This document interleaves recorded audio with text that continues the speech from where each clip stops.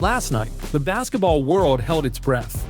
During Game 2 of the playoff series between the San Antonio Spurs and the Portland Trail Blazers, superstar center Victor Wembanyama took a frightening fall that ended his night early and could potentially shift the entire playoff series. According to reporting from ESPN's Michael C. Wright, Wembanyama suffered a concussion after a hard fall in the second quarter and was immediately placed into the NBA's concussion protocol. And now the biggest question in the playoffs might be, how long will he be out? The moment happened midway through the second quarter. Wembanyama was driving toward the basket when he got tangled up with defender Jrue Holiday.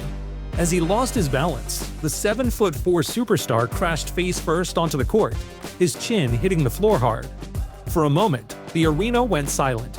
Teammates rushed over while Wembanyama remained on the ground. Eventually he got up and headed to the locker room, but he would not return to the game.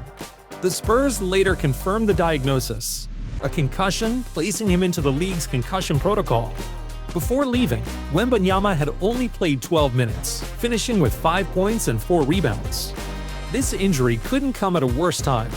The Spurs had just taken Game 1, where Wembanyama absolutely dominated with 35 points, showing exactly why he's one of the most impactful young players in the NBA. But after he left Game 2, things changed quickly.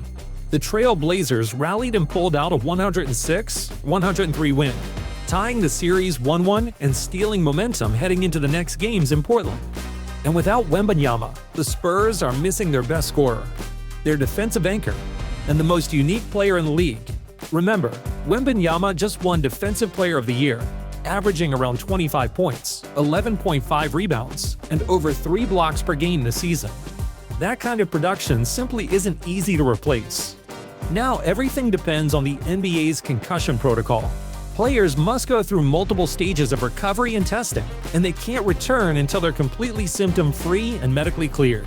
That means Wembanyama's status for Game 3 is uncertain, and even if he returns later in the series, the Spurs could face some critical games without their superstar.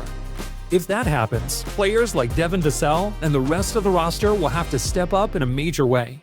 Because in the playoffs, momentum can shift fast. But beyond the basketball side of things, the most important thing right now is Wembanyama's health. Concussions are serious injuries, and no playoff series is more important than a player's long-term well-being. So from fans all around the league, the message is simple. We're sincerely praying for Victor Wembanyama's recovery and hoping to see him back on the court soon.